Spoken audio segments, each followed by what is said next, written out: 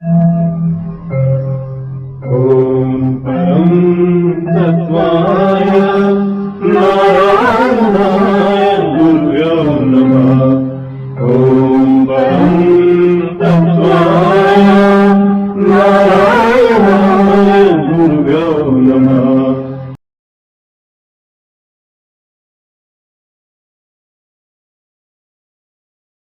महोत्सवं रूपं चमपर विचिराक्षे गुरुवदै श्रियै दीर्घकाय विधुरम विदारै नवनिधि अत स्वाप्रीचार्य अथ प्रहररूपै सद्गुणै गुरुर्देवं श्रेयं निखिलहृदयेश्च महपरो गुरुर्देवं देवं निखिलभवयोगी सरपरो परिपूर्णं ध्येयं विचरति अणिमादिश्रूयते कलौ सन्न्यासं वै न च श्रियपरैर्न महपरि अहो दिव्यात्मं च परिवद सदैव ब्रह्माण्डनमन् सहौचिन्त्यं देव भवति नमनः वै निखिलयो सहौ देवं मात्म्यम् अवतरित भूमि ग्रहयति दिवौ सिद्धाश्रम वै गतीति भवेत् स्पन्दित महो महं देवं व्यग्र इहमिद सदौ पूर्णगति वै निखिल त्वं प्राणत्वं भवति भवस्पर्शं महमहो महत्सिद्धिस्पर्शं भवति नृत्यत्व करति महोद्योगीस्पर्शं चरणकणपूर्णं सहमहो ऋषिर्साक्ष्यं पूर्णं भवति महतं चन्दन इति गुरोरूपं देवत्ववच गुणगानं श्रिय इति नमो सिद्धयोगा सकलगुणगान त्वव इति त्वदिकल्पवृक्षौ गुणग्रहित नेत्र हिरण्यो सर्वदैगानं पूर्ण गुरुवर भवेत् पूर्ण श्रियतः महौ सिद्धाश्रम वै न च भवत रोग शलथिति दिवौ सूर्यश्रेण लिखतु गुणपूर्णत्व इति च शशिर्भूमौ अमृतं त्वव गुण एवौ प्राप्त इति च निखिल भूमौ व्यक्तं भवच औत्सुक्य सुरवै भवोत्रूप भव्य रचयति विधाता महकरौ तेजस्वीश्रु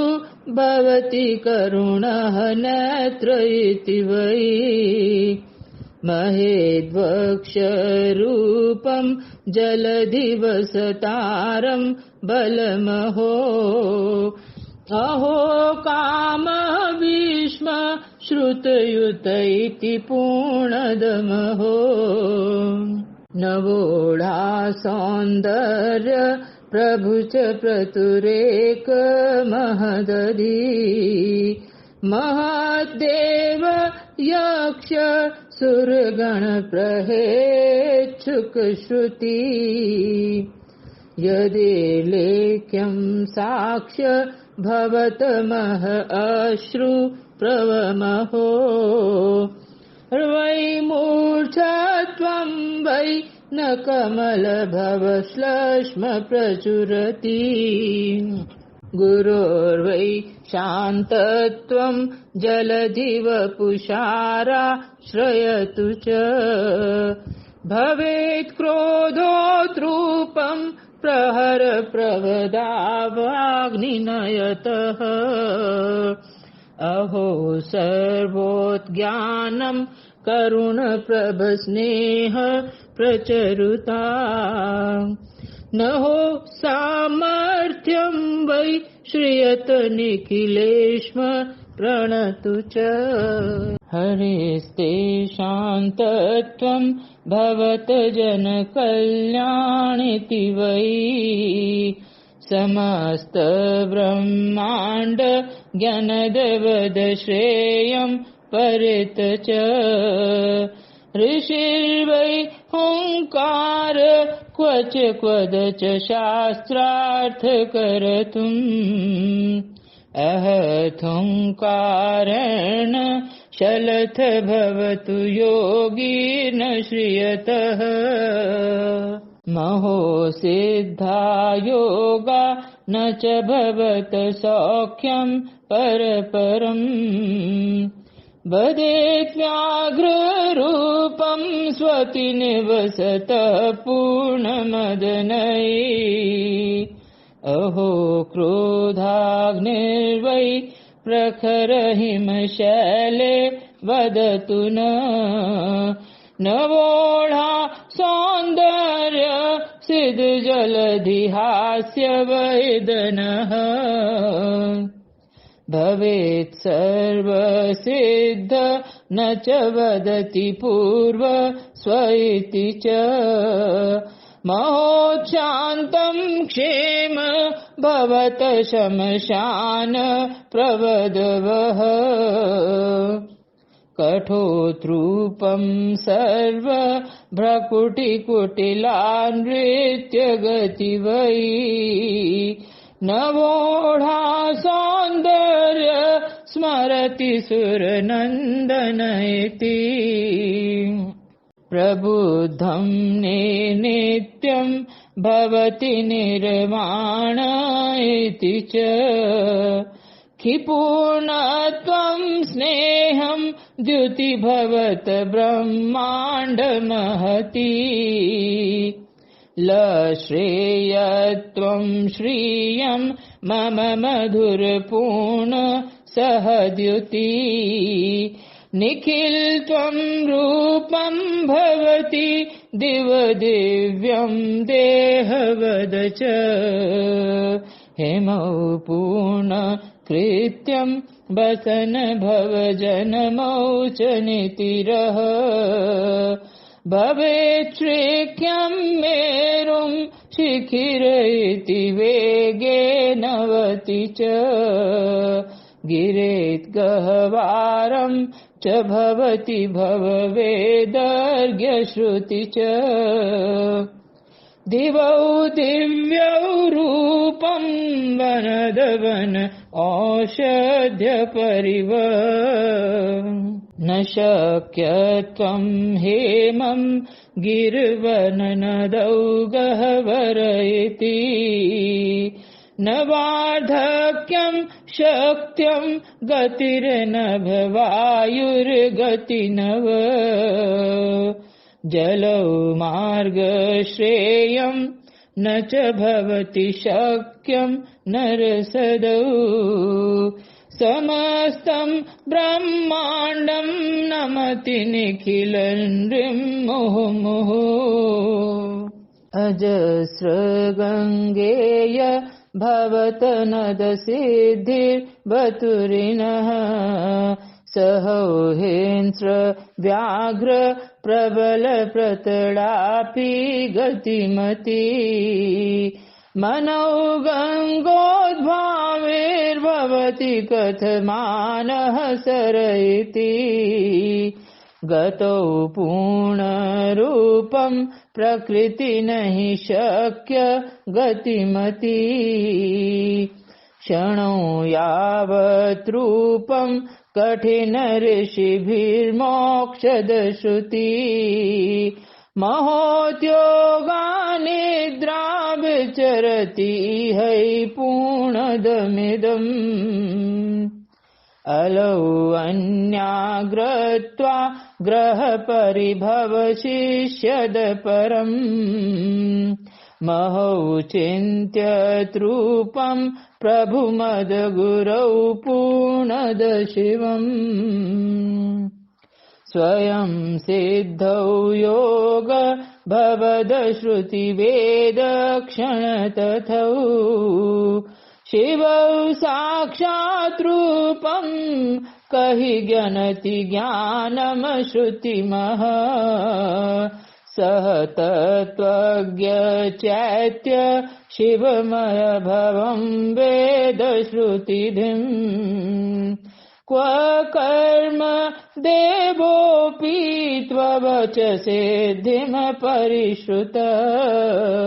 महत्रूपं ज्ञेय भवच महप्रेम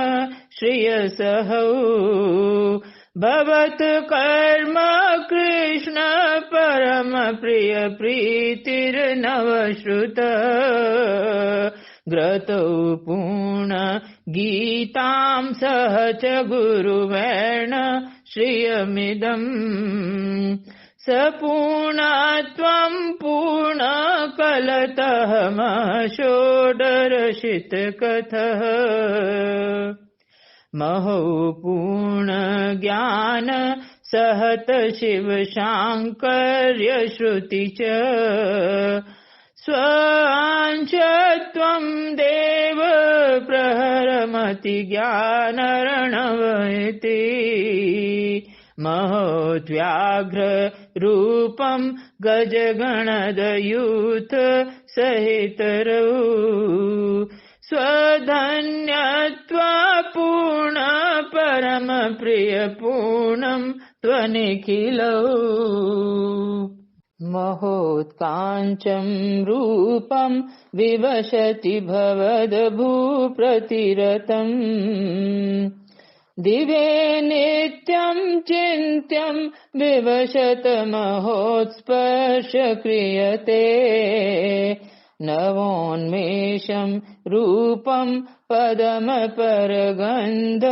श्रुवयति भवेत् पूर्ण पुण्यं पुरुषममरोत् भवनिति महोत्सर्व रूपं स्मितमिव इदौ श्रेय प्रिय च सहस्रस्वर्गं च निवसति क्रियपूर्ण इति वै स्मेधास्य श्रेय श्रवणवदनं पूर्णरत्नै वहं पूर्णश्रेय भवत भवयोगी महश्रियै त्वहं प्रेमद्रूपं परममधुर श्रेय इति च न शक्यत्वं ज्ञानं श्रियप्रिय इतिर्वै श्रियमहो त्वसंसर्गदेह भवत परमोच्च सुखवदै द्वैकिन्नं स्वर्गं त्वमसुरवदनप्या तृप्तिति नः न शक्यत्वं ज्ञानं न च विधुरप्रेम श्रियमहो न ज्ञानत्वं रूपं न हि वदति पार्थक्य श्रियते परं सौभाग्यं वै सहत सहचर्य विदुर्वै दिवं देहं नित्यं भवमधुर स्वर्ग महसहो भवेत् साश्चर्य त्वमविचरति भ्रमेत व्यथितरम् महाकाली लक्ष्मी भवत भवदेवी वरवदै शिवौ साक्षात् रूपं जगत्पति ब्रह्मा सह शिवौ त्वद्ध्यानं ज्ञानं परिमद परिपूर्णयति च नहं वासं नित्यं त्वदवरद लक्ष्मी शतमिदम् त्वपूर्णत्वं रूपं षट्सहस्ररूपं परचिति भवद्रूपं नित्यं श्रियप्रियमहो पूर्णयति च त्वमूढत्वं व्यर्थं जपति दिवमन्त्र महयदम् भवेत् क्रोधोद्रूपं भवतमः काल इति वदै त्वभस्म त्वरौद्र न च तवद नित्यं सहयते त्वयि भस्म क्रोध न च वदत योगी यतिमः महाकाली रूपं भवत भवरुद्र त्ववसहि भवेत् सर्वसौख्य वरवरद कण्ठं सहसति महादेवी नित्य भजति भववेद श्रुतिमती अजस्र निर्बाध सहरुचिरकाट्य सहनति महाकाली लक्ष्मी वरद वर नित्यं श्रियेदम् महोद्रूपं ज्ञानं जगद्गुरुश्रेष्ठं श्रितसहौ महत् सच्चिद्रूपं परमविरलशिष्येति च न शक्यत्वं ज्ञानं न हि वदति ब्रह्माण्डनिखिलम् समस्तं श्रेयत्वं भवत भववेद सद्गुरौ न ब्रह्मत्वं ज्ञानं न च भवति शक्यं त्वदहवदै न जानन्ति रूपं क्व च भवति शक्य त्वयिति च महीरूपं पुण्यं शतसहस्र कालं च निखिलम् अहो श्रेय प्रेय भवति भववाक्कौस्तुभमणि समस्तं प्रेमत्व सच महत देह वदवदम् परं सौभाग्यं च भवति नरदेह त्वयिति च श्रियै प्रान्तं प्राप्यं चरणवदधूलिं वदति वै अहं प्राप्यं रूपं चरणतलसेवा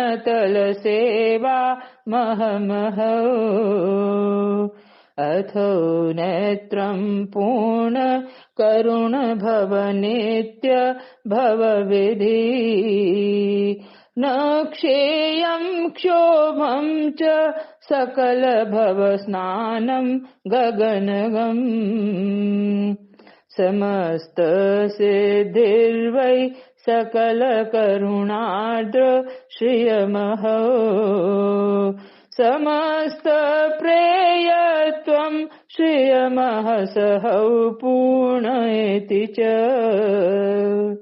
परं प्राणस्नेहं विविधविधरूपं क्षणमहो च गन्तव्यं देहं भवत भवसिन्धु गगनयो अनेकत्वं रूपं भवत भवशिष्य दुःखदयो असीमत्वं सिद्धिर्वपुतवपुरागि गुरुवदै अहो रूपं नित्य वरद भव वज्र श्रियमहो महोत्स्वर्ण देहम निवसति करुणार्थवेदम् समस्त दुःखं च भवत भव सिन्धु अथ श्रियम् महत्रूपं ज्ञेय नहि मदन शक्यं स्वरस्वधम् त्वशिष्यत्वज्ञेय नहि वदति स्वर्ग रुचिरहो न मोक्षत्वं काम्यं नहि भवति पूर्णमहमिदम् इदं शक्यं ख्यानं त्ववरदरूपः गुरुश्रिय सहौ जानन्तिर्वा महदमः शिष्य त्वयिति च परं सिद्धिर्वै न भव च परिपूर्ण श्रियमहो न ज्ञानं वैराग्यं नहि भवतु शक्यं त्वमिति च अहो तेजस्वं त्वां निखिलमहमन्त्रर्थवयति वरं देयं शिष्यम् इति च भव सिन्धुर्नवदतयि नहि शक्यं पूर्णं तव चरणसेवा श्रियमहो महत्माया काञ्चं न च वरद वेत्ता तत त्वयि त्रयी सांख्यं वेद नहि शरत शक्यं भवनिधौ कृपानाथमनाथ भवत भवदेवं निखिलत्वम् नहि जानं ज्ञानं नहि भवति चेत्तं वरदत्वम् ससिद्धिर्व्याप्त्वं त्वां तव चरणसिद्धिर्गतिमती तव दृष्टिं क्षेपं सकल भवसिद्धिर्वपि श्रुति महायोगं रूपं तव च भवस्पर्श सहमहम् अहो रूपं प्रेमं भवत भववेद श्रियमहो मातृगं श्रेयं सृजत भव अनङ्ग वदतु न ससिद्धयोगिर्वै सदगृहपतिर्वै त्वच वै महत्रूपं श्रेयं विविध भवयोगी श्रियदनः महत्त्वपूर्णत्वं विधविधवदारं वहतु नः सै प्रेय श्रेय भव विधुरकामः मदन वै सश्रेणं पुष्पं च भवत भव विश्व श्रियसहै सधन्यस्तज्ञेयं महतु महपूर्ण सह क्रियः गुरुर्देवं देहं नहि भवतु शक्यं भ्रमर वै न सिद्धश्रयोगं नहि भ्रमर गुञ्जै उपवनै मृगी क्षीरैर्वै नहि भ्रमति किन्नं वदतु नः त्ववार्धक्यं श्रेय भवतु भवनृत्य श्रियप्रियः कृतज्ञं ज्ञेयं च श्रियवदनपूर्णं भवतु नः सब्रह्माण्ड क्षोणं सहि महित्ववेद विधविधा समस्त चैतन्य श्रेयसहमहौ पूर्णयति च सधन्यस्तज्ञेय निखिल गुरुर्वै श्रियनतः गुरुर्देव श्रेय वदन भव नित्यं परिवदम् कः वद निखिलत्वं पूर्णमन्त्र इतिर्वै सह त्वं वै यज्ञ मन्त्रतन्त्रं त्वरऊयै सह श्रियवद ज्ञानम् भजतु पूर्णः वदौ नः नहीं भवछल धूर्त दोष पाप प्रपंच नहीं भवतु शक्य सारं पूर्ण वै क्षीण नित्यम् धूलि श्रीर्मनित्यः प्राप्त प्रेम श्रियं वै त्वं दोष मुक्त रूपं निखिल मे पूर्ण त्वं दः नहीं भवति ज्ञान सत्यं सिद्ध वै यौवने त्वम् अहि भ्रमति नद समुद्रे जर्जरे रूप नित्यम् त्वं पूर्णपोत भवने भव नित्य देवम् अह आर्तनाद वदने गुरु रूप श्रेयम् गुरुवर प्रभु पूर्ण त्वं वदं देव रूपम् भवति जन्म मोक्ष भ्रमति वै निर्निमेष नहीं वद जानन्ति त्वं वदे पूर्ण श्रेयम् महदेव देव नित्यं त्वां गति त्वं प्रपद्ये गुरुवर महि मोक्ष पूर्ण पोत भवेत् तं नहि शक्यत भवदेवं पुलत ज्ञानंद चेद्वे गुरुवद वद मंत्र चरण त्वाम पूर्ण सिंधु अहमहि भव आर्तनाद त्वं पूर्ण नित्यम् अह भव मद योगी वेद पांक्त्व पूर्णं भव रूप महत योगी पूर्ण सिंधुं वदन् त्वं नाम रूप जपतुं भव सिद्ध योगी न तत्त्वं त्वं नाम सिद्धि भवतुं भव पूर्णं ज्ञानं तपस्वं न तंत्रं मंत्रं न स्तुति न वच ज्ञानं भव विधि विकारं मोहस्त्वं किं च अतस्त्वम् अर्पितम् तव दृष्ट्वं साहचर्यं तव चरण सेवा मम हितै न देवो न अन्यं तव गुरु वदं तव अततवम् अहं सौभाग्यं वै तव चरण सेवा मम वदम् गतस्त्वं कालोऽपि अह च मददृष्ट्यं भ्रमयति तवै सौभाग्यं वै चरणरज प्राप्त्यै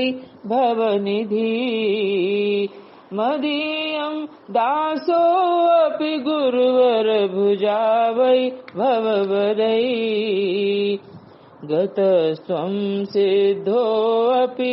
गलित मद अश्रुर्वदमनै अतौ काठिन्यं वै महत दुख पीडा बिनु त्वयम् अथः शिष्यौ संगे यदि भवत सिद्धौ प्रभवरम् कृपा कल्याणं त्वं निखिल भव शक्यं सदमदै तपस्तप्ता सिद्धा तदपि न सहन्ते विरहजम् कथं प्राणान् प्राप्ता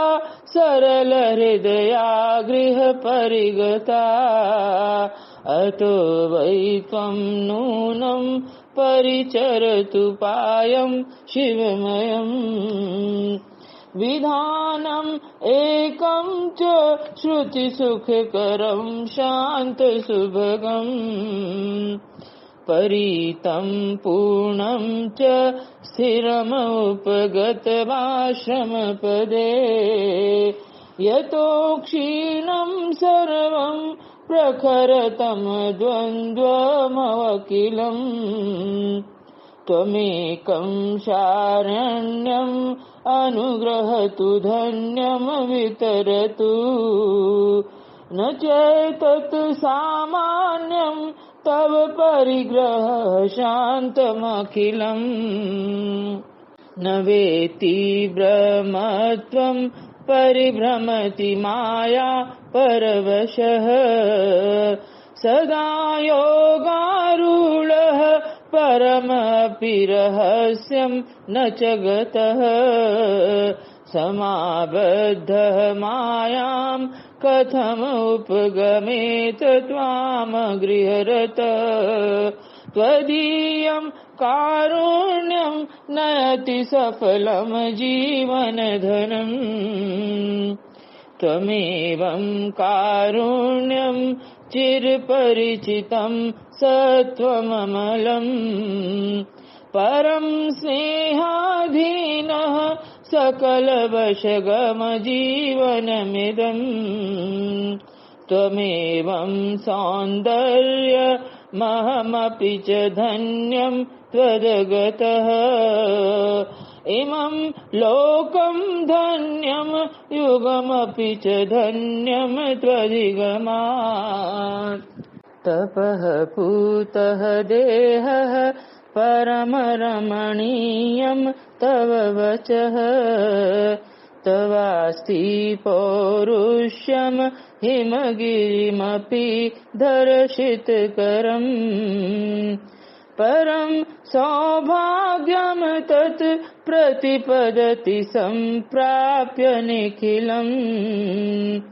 अहो धन्यम् धन्यमिति वदति सर्वत्र ऋषयः इदानीं त्वम् कृष्णः परिचरसि कर्मादिषु रतः अजस्रम् निर्बाधम् प्रवहसि ज्ञानमविकलम् अतस्त्वाम् संयाचे निखिल विजितात्मा युगधरः सदैवम् श्रेयत्वम् प्रविचरति सिद्धाश्रमपदे यदा दैव्यम् आत्मा अवतरति कश्चिद् भुवि तदा युगाधारम् कार्यम् विविधयति तन्निश्चितमनः समस्तम् वै नूनम् इति गतमिदम् ज्ञानमनघम् त्वया तत्तत् सर्वम् पुनरपि पुनः पावनकृतम् समस्ता दृश्यन्ते त्वयि परिगता षोडशकला त्वमेकाकी पीतम् सकलगरलम् शाम्भवमिव इदानीं तत् ज्वालामपि च सते शान्तमतुलम् त्वया ध्वन्यमनूनधिगतमिदम् भारतभुवम् तवैतत्सत्कार्यम् जगति महनीयम् नवमिति सदेतत् चेतव्यम् परमपवनम् प्रेम्णः स्थिरम् प्राणायः सम्बन्धः भवति मधुरः स्वत्वनिरतः न श्रेयः प्रेयश्च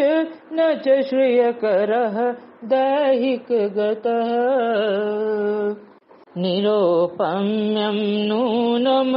परिभवपदात् सोपम् जगत्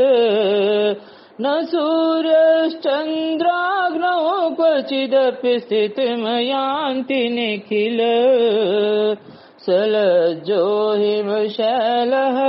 परिणत इव मानमधुरः रसाधारः सारः सतत चरणौ क्षालनपरः वयं सर्वे सिद्धा मुनिजनयुता अश्रुसहिता सकारुण्योपेता प्रतिपदतवाराधनपरा सदा त्वयासक्ता प्रतिदिवसम् आराध्य गणितम् त्वयैतव्यमनूनमतिरिति च वै जीवनधुरम् सचैतन्यम् नित्यम् परमसुखदम् आश्रमपदम् तपः पुञ्जैपूतम् चरणरजसा ते परिणुतम् इदानीं स छन्दः सततपवनः पावयति तम् रजो नूनमनेयम् परमरमणीयम् च शिरसि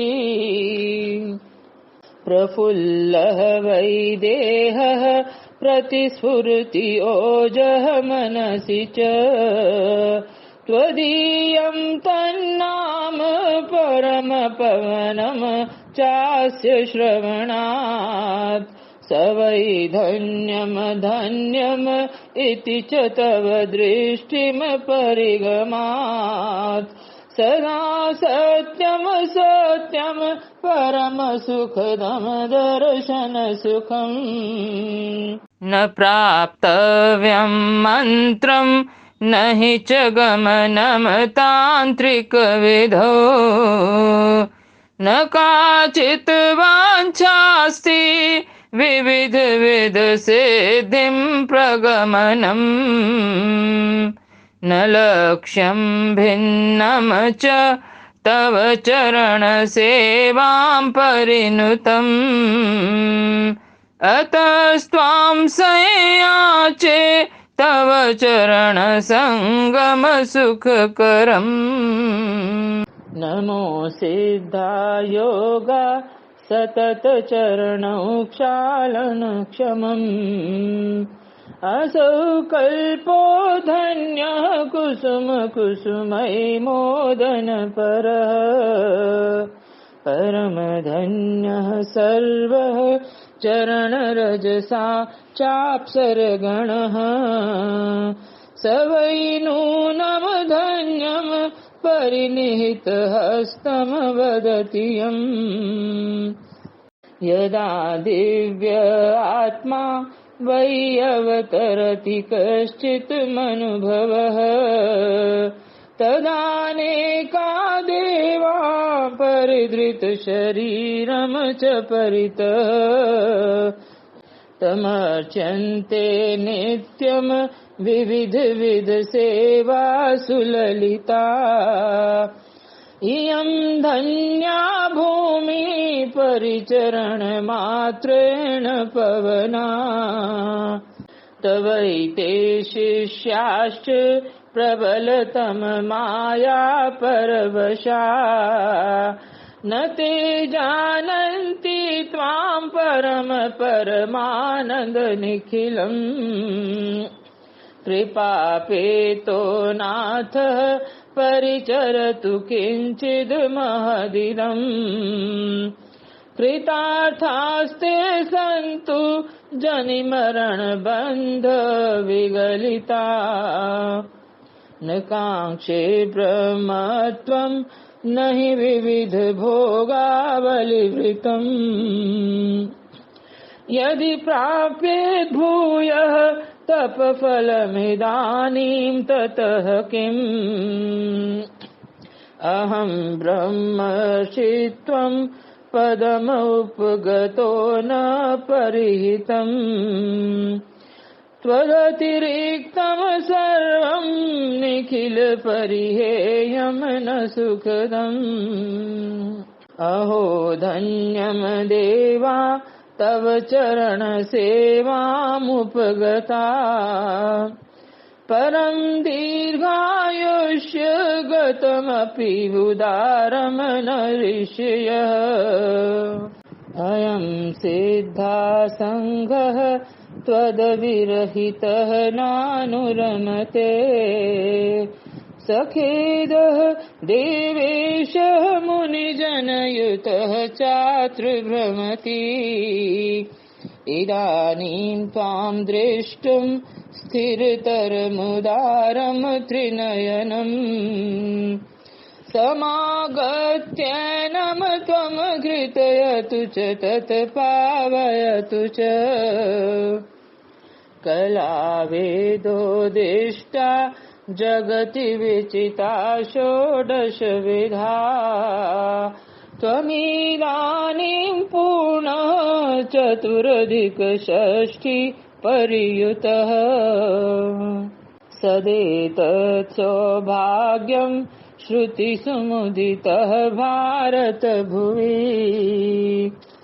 त्वमिदानीमत्र परिवससि सामान्यपदवीम् परं सिद्धस्त्वं वै परमगुरुनित्यं जगति च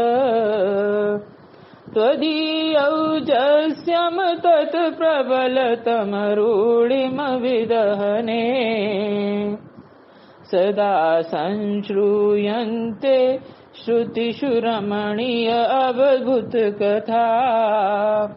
त्वमेकाकी सर्वं शुभितशुभितम् आश्रमपदम् परमदीना सिद्धि सकलशुभदम् तव चरणयो तव स्पर्शम सिद्धि परम अपि च सौभाग्यजनकम् यदेनं त्वं स्पर्शं कृतवती तदा सैव सुधनः वयं धन्या नूनं तव चरणछायामुपगता समस्ता वेदास्त्वां समभिपरिगायन्ति नितराम् इयं लीला भूमि रचयति विधाता त्वधिगतः अहो भाग्यं सत्यं सकल ब्रह्माण्डस्य नियतम् अतो नाहं जाने तव चरण सेवां कृतविधिम् परं पूतं देवगृहे मिति त्वदीयं प्रियवपु विराजन्ते देवा परमिदमुदारेण सहिता कमाराध्ये देवं श्रुतिषु परिच्छिन्ना बहुविधा इदानीं त्वं ध्येयः परमपि च गेयः प्रियकरः किमेवमाख्येयं बहुपकृतं त्वं जगति वै परीतं संव्यक्तं ललितं प्रेम्णः परम् ननु चैतद्व्यासं परमं च नयनयो परिप्लावं सर्वं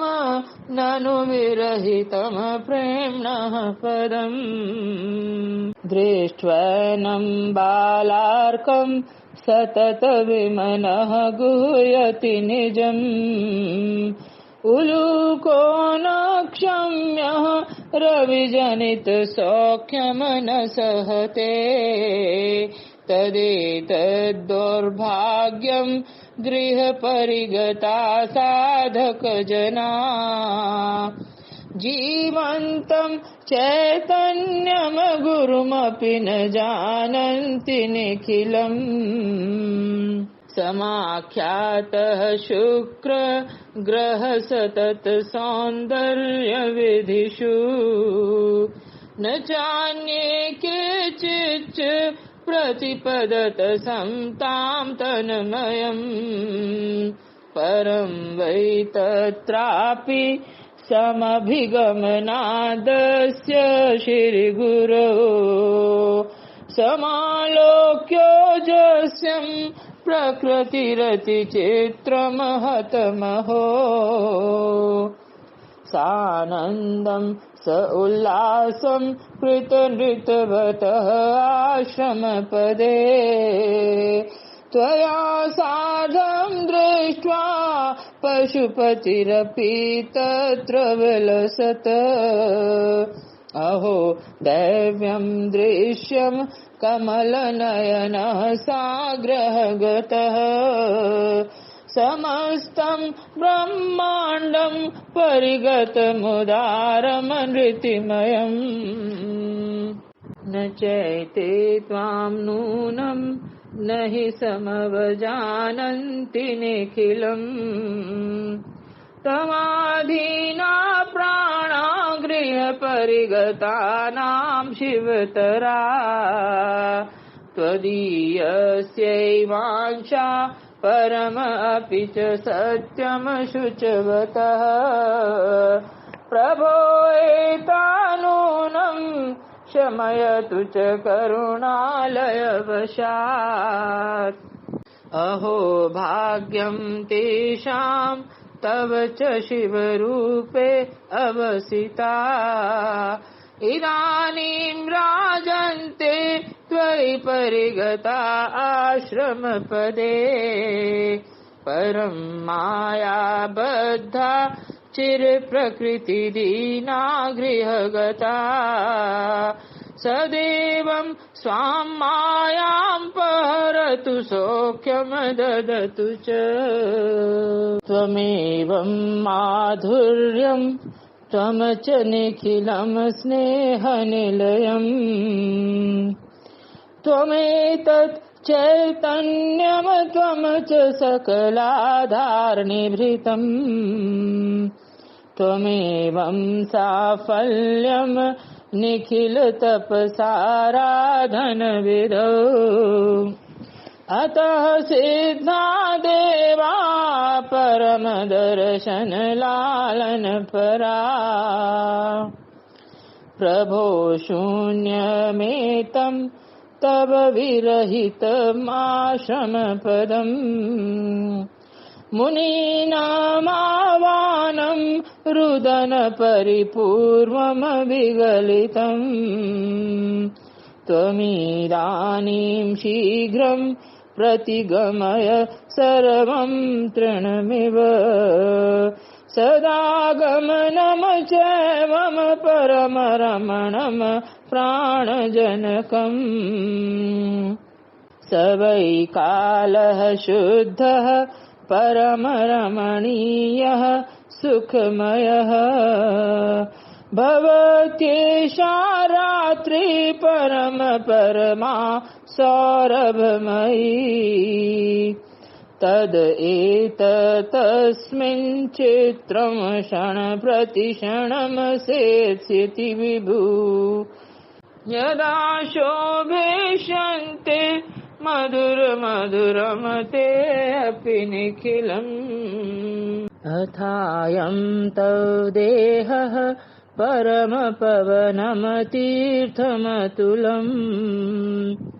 स्थितं सर्वं तीर्थं स्थिरतमुदार शुचिमयम् यमालोक्ययनं त्वामनुभवति सर्वस्वपवनम्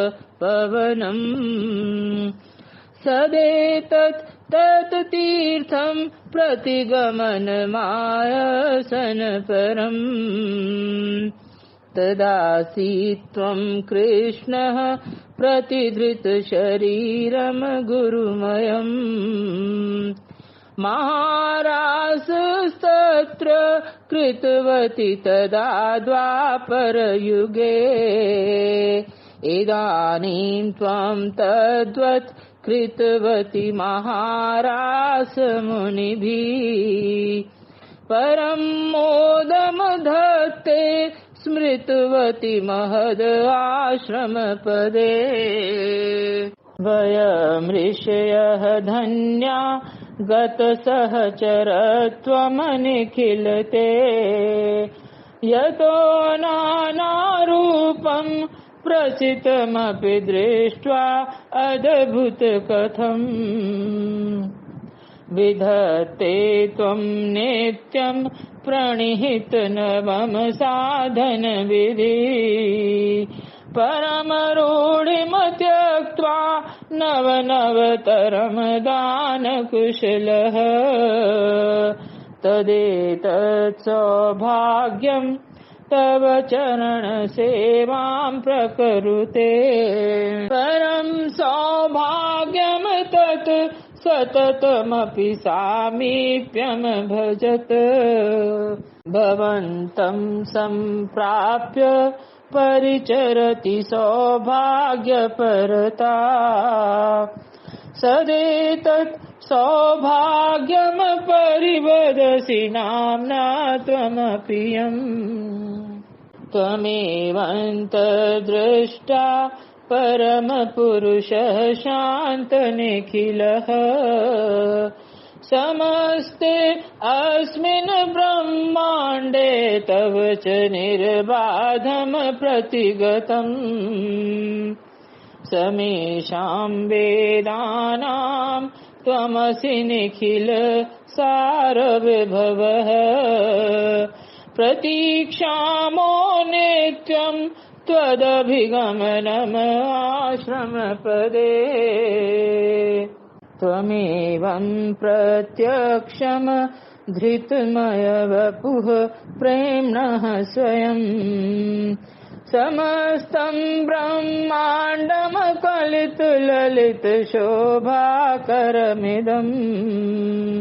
त्वदीयं तद्रौद्रमपरविरूपाक्षेण जनितम् तदानीं त्वां दृष्ट्वां करधृतकपालाद्रतिमयम् पयः पारावारः करुणरसधारा नवसितः क्षमाशीलस्त्वं सर्वं परिहरसि दोषाञ्चानद्य अहो वात्सल्यं ते सततम् अभिरक्षस्य अभिजनम् मातृत्वं जनकत्वम् उभयविदगरिमा गुणमयः न चैतत् सह्यं ते प्रतिदिवस सिद्धाश्रमपदे क्षणं यावत् किञ्चित् गति प्रतिगतिः खेदजनकम् न जानीमो मायां परमपदवीं प्राप्य विरहः किमर्थम् अस्मांश्च परिपतति सन्तापयति च यदेतच्छास्त्रोक्तं परमपि च लोकानुचरितम् त्वया कार्यम् क्रियते प्रबलतम विरोधे अपि नितराम् यदा सिद्धे सङ्घे कृतवती त्वया नूतननवम् तदा सीताश्चर्यम् अतिहितकरम् साहसमयम् परं पूतं सत्यम् परमशुचिवेदध्वनिनुतम् सदेतत् चैतन्यम् प्रकृतिविकृति नात्र श्रयते इमं सिद्धं सङ्घं कथम इव विहायात्र रमसे परीतं विद्वेषम् अशुचिमलिनं द्वेषजनकम् न कोऽपि लाभः स्याद् गहनतम शास्त्रार्थगहने न किञ्चित् प्रायोज्यम् विविध विद्या परिगते रहस्यं विज्ञातुं च सकलविध तत्त्वार्थ ग्रहणे ननु श्रीमच्चरणौ सततमुपराधन विधि परं दौर्भाग्यं यत् परिचरति त्वां स्वार्थपरता यतो वै ते सर्वे किमपि परिलब्धुमनुगता त्वमेकाकी नित्यं सकलपरिबाधां च सहसे इदं स्मारं स्मारं हृदिव प्रविदारं भवति त्वयातीतः कामः पशुपति परिश्रापग्रहिलः समस्तं सौन्दर्यं परिहृत जगच्च त्वयि श्रितम् विशिष्टं चैतन्यं प्रकृतिरपि कदाचित् जनयति इदानीं ब्रह्माण्डं नमति निखिलं त्वां गुणमयम् त्वमेवं प्रत्यक्षं विमलसरितः ज्ञानमनघः इयं वाग्देवी ते वचसि सहिता पूर्णमनसा कथं वा सह नित्यं प्रतिफलमुदारं सह त्वया न चेदेवं स्याच्च विफलयति सर्वं जीवनमिदम् परं खेदं खिन्नं चिरविरहजं जीवनमिदम् वरं मृत्युरत्र परमसुखम् उद्वेगरहितम् इदानीं सन्तप्ता स्तव च प्रियसिद्धाश्रमजना विदित्वेन मार्तं प्रतिव्रजतु शीघ्रमनिखिलतम् स्तोत्रं वै च महिमनं वै श्रेष्ठं प्रामाण्य एव च स्वतः उत्पन्नरहेयं नात्र संशय संशयः न भक्तिर्न च वै स्तोत्रं न मन्त्रं स्तोत्र एव च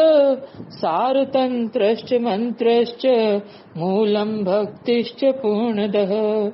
न स्तोत्र मन्त्र न ज्ञानं न ध्यानं न जप वै विधि स्वतः यः स्तोत्र तत्सिद्धिं चैतन्यं पूर्णवाग् भवेत् दीक्षादानं जपस्तीर्थं ज्ञानं यज्ञं च व्यर्थ यः स्तोत्र कौस्तुभं श्रेष्ठम् अन्यत्र किं प्रयोजनम् न रोगं शोक दुःखं च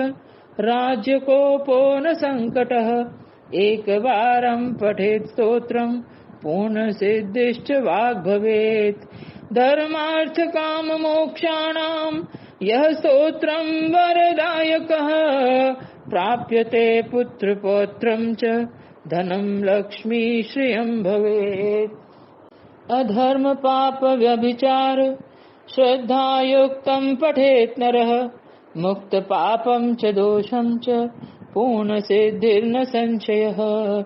गुरुपूजां करोतिर्वै शत अष्टोत्तरं पठत् एकादशे दिने कुर्यात् पूर्ण सिद्धि लभेत् नरः न तत्त्वं जानाहं न साध्यं ध्यानयोगनः पूर्ण सिद्धि भवेत् लाभं पठेत् स्तोत्र नरो तु यः दिवसो पूर्ण सिद्धिर्वै एकवारं पठन्ति यः सकलं कार्यसिद्धिश्च पूर्ण सिद्धिश्च लभ्यते लक्ष्मी शतसहस्रेश्च प्राप्यते पठतं नरः रोगं शोकं च दारिद्र्यं